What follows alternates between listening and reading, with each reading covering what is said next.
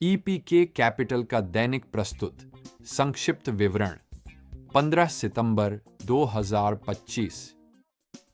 नमस्कार सभी को, ईपीके कैपिटल के दैनिक संक्षिप्त वीडियो में आपका स्वागत है। मैं आपका एआई होस्ट ऋत्विक हूं।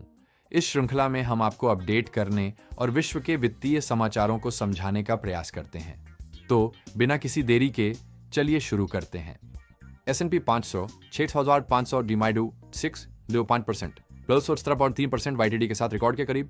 डाउ जोन्स 85,895 EPN 59%, मासिक लाभ प्लूट 16%, YTD 50% NASDAQ 24 पड़ीना 0.40% प्लट छोड़ 3% YTD प्रदर्शन के साथ अग्रणी फेडरल रिजर्व का निर्णय सप्ताह का मुख्य आयोजन।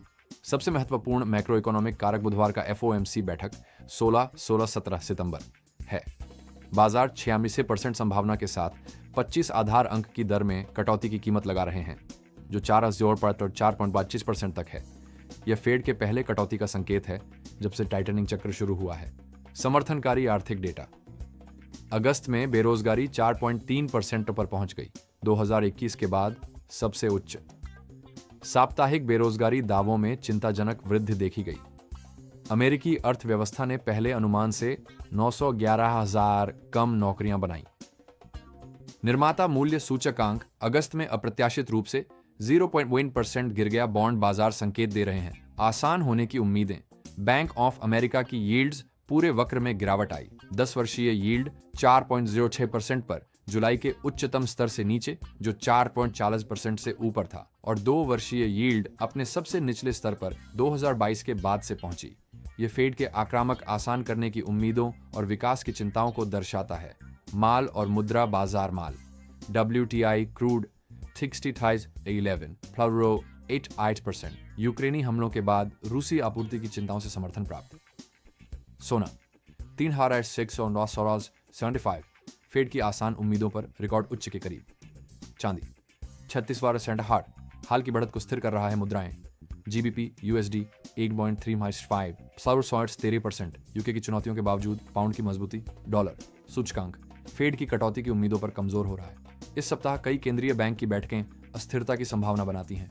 क्रिप्टो करेंसी बाजार विकास। बिटकॉइन 115,500 $115 के 116 के रेंज में स्थिरता। एथीरियम 4,719 $5,000 का लक्ष्य। YTD ETF प्रवाह में 11B। संस्थागत स्वीकृति स्पॉट ETF के माध्यम से तेज हो रही है। नेटवर्क गतिविधि नए उच्च स्तर पर पहुंच रही है। 1.7 मिलियन दैनिक लेन देन। वैश्विक राजनीतिक प्रभाव। मुख्य राजनीतिक घटनाएं। नेतन्याहू का कतर पर हमला अमेरिका इजराइल संबंधों और मध्य पूर्व स्थिरता को तनावपूर्ण बनाता है।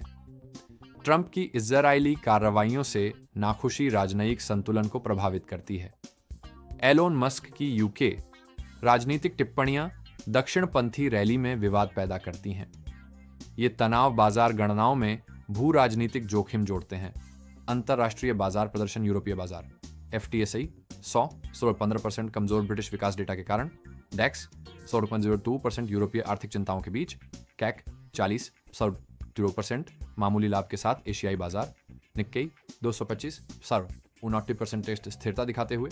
हांगसेंग वाइड माउथ 16%। चीन के प्रोत्साहन आशाओं पर आगामी सप्ताह के उत्प्रेरक महत्वपूर्ण घटनाएं। बुधवार फेड का निर्णय और पॉवेल प्रेस कॉन्फ्रेंस। मंगलवार अमेरिकी खुदरा बिक्री डेटा। गुरुवार बेरोजगारी दावे और फेडेक्स आय। कई केंद्रीय बैंक की बैठकें। Bank of Canada, bank of Japan, bank of England. जोखिम आकलन। मुख्य जोखिम। 1. फेड के ईजिंग की गति को लेकर बाजार बहुत आशावान हो सकते हैं। 2. मध्य पूर्व और यूरोप में भू राजनीतिक तनाव। 3. मजबूत बाजार और कमजोर आर्थिक डेटा के बीच डिस्कनेक्ट। 4. मार्गदर्शन में निराशा की संभावना से अस्थिरता उत्पन्न हो सकती है। निवेश संबंधी प्रभाव। फेड का ईजिंग सामान्यतः परिसंपत्ति कीमतों का समर्थन करता है, विशेष रूप से ब्याज संवेदनशील क्षेत्रों और परिसंपत्ति वर्गों में विविधता बनाए रखना महत्वपूर्ण है। वर्तमान माहौल में सक्रिय पदानुक्रम को निष्क्रिय रणनीतियों पर प्राथमिकता दी जाती है। यह व्यापक विश्लेषण 14 सितंबर 2025 से सभी प्रमुख बाजार घटनाओं, मैक्रो इकोनॉमिक विकास, राजनीतिक प्रभावों और क्रिप्टोकरेंसी समाचारों को प्रस्तुत करता है। और यह इस वीडियो के लिए हमारा सब कुछ था। देखने के लिए धन्यवाद। यदि आपको यह वीडियो मूल्यवान लगी हो तो कृपया लाइक बटन दबाएं, हमारे चैनल को सब्सक्राइब करें और हमें कमेंट में बताएं कि आप अगली बार किस कंपनी का विश्लेषण चाहते हैं। सिर्फ एक त्वरित स्मरण है कि यह वीडियो केवल शैक्षिक उद्देश्य के लिए है और इसे वित्तीय सलाह के रूप में नहीं लिया जाना चाहिए। अपनी व्यक्तिगत वित्तीय सलाह के लिए कृपया विवरण में दिए गए संपर्क विवरण से हमसे संपर्क करें या अपने वित्तीय सलाहकार से मिलें।